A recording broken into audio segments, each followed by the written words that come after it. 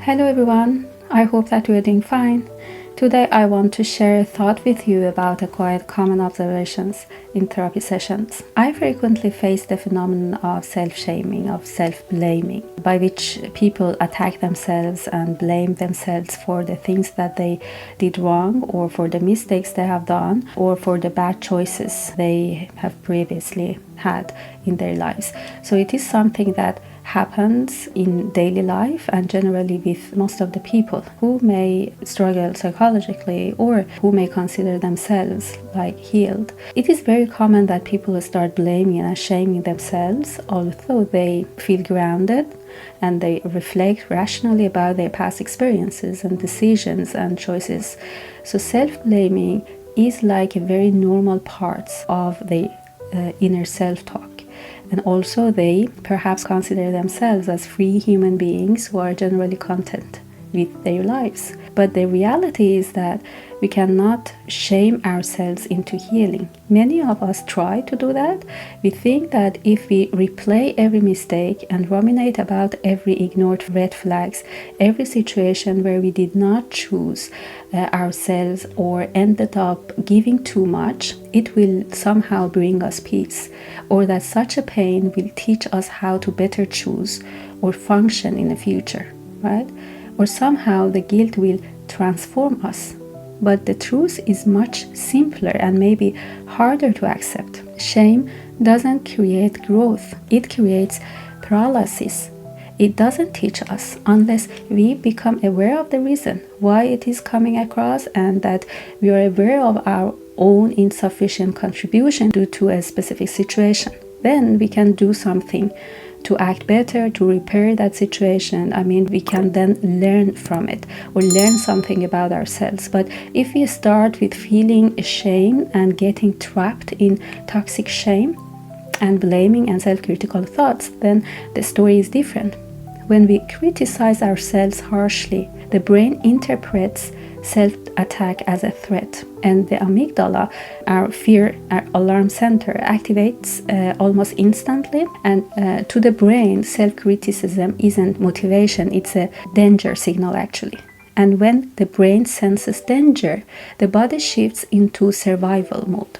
With the fight response, we turn that aggression inward. With the flight response, we mentally run from our emotions and feelings. And with the freeze response, we shut down and go numb and feel stuck and powerless. And with fawn response, we may people please to avoid more perceived threat. Right, so this is why shame makes it harder to change. When the nervous system is dysregulated, the prefrontal cortex of the brain, the part responsible for insight, for problem solving, for higher cognitive processes and self-reflection, becomes less active.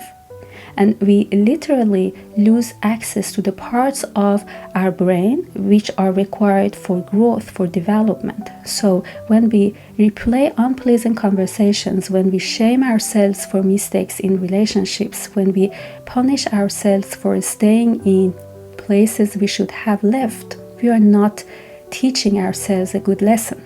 Right? We are instead putting our brain into a state where healing is biologically impossible. But psychology of trauma gives us a new lens for understanding. It teaches us that our behaviors, even the ones we regret, were actually attempts and protective mechanisms to stay safe. So trauma is not what just happened to us. Trauma is what happened inside us as a result. And this is a very nice sense I borrow here from Gabor Mate to explain it. And so thanks to him for being source of inspiration for many trauma therapists, including me. And we also know that trauma rewires the nervous system, right? When we ignore red flags, when we overgive, when we shrink ourselves to keep the peace, these strategies cannot be seen as failure. There are actually survival strategies. Maybe you learned early in life that you had to be easy as a child to be loved. Maybe you learned that conflict meant danger. Maybe you learned to self-abandon because emotional abandonment was normal. None of these patterns meant that you were a failure as a person. They mean that you try to adapt to that situation. So the nervous system does not choose the best option, it chooses the safest known or familiar option. So when we look back at our past and say, how could I let that happen? The answer from a trauma perspective is simple.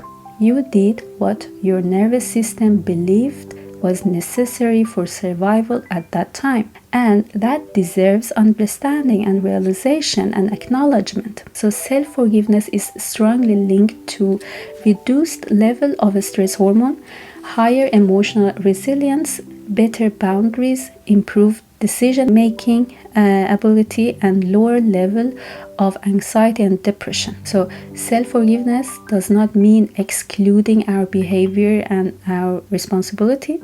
It means recognizing that the complexity behind it.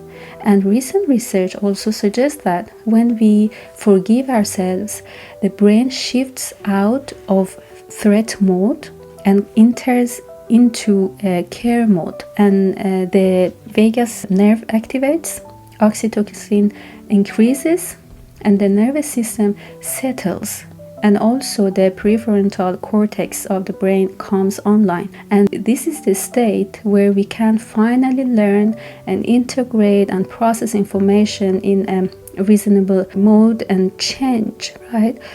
So self-forgiveness is about getting back into a physiological state where healing becomes possible and easier. When it comes to relationships, especially difficult or even destructive ones, which have exhausted us and left us wondering who we are, we tend to criticize ourselves. Sometimes we blame ourselves for trying to connect with someone who was disconnected from themselves. We blame ourselves for example, waiting for accountability from someone who's ego-dependent on denial. We blame ourselves for hoping someone who couldn't face their truth would make space for ours. But we know nowadays that we don't fall for people randomly. We fall for the familiar. The nervous system seeks what it recognizes, not what is healthy.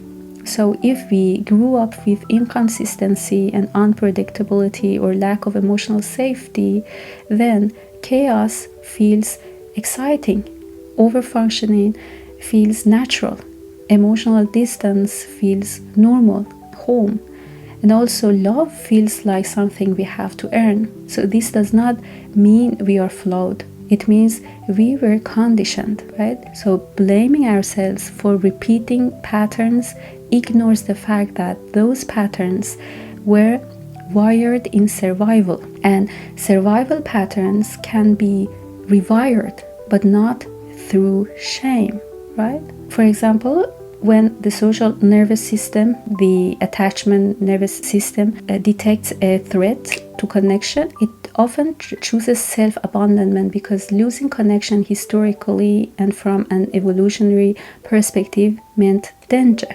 For thousands of years, isolation was life-threatening. So our brains are willing to sacrifice authenticity to preserve attachment. Therefore, it does not mean that you were weak.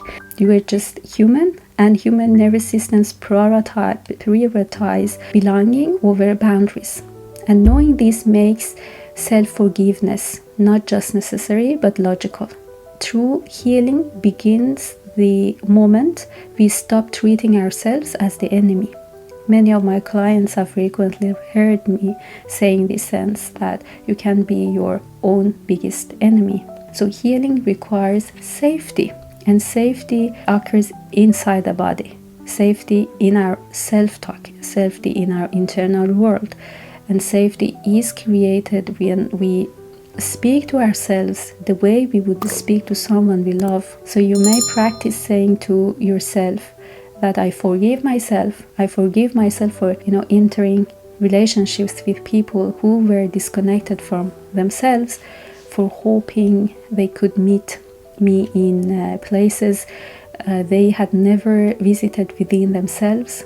I hope that you can forgive yourself, because shame has never built a healthier version of you, but compassion can. And fortunately, the nervous system is adaptable and patterns can change. You're not bound to the boundaries you once needed for survival. You can create a new inner world, one built on safety, clarity, and self-respect, self-trust. So I hope that you can considering to release the stories that say that you are unworthy, to stand beside yourself and not against yourself, and to meet yourself with love instead of judgment. Because healing begins the moment we understand that we don't need to be harder on ourselves. We need to be safer with ourselves. And the moment we choose safety, the nervous system softens and the heart expands and the past stops repeating. So I hope that this piece of knowledge makes it easier for you to realize how important it is to let it go and feel comfortable doing some act of self-love and forgiveness. Please share this message as a piece of inspiration with a friend and keep in touch. Thank you.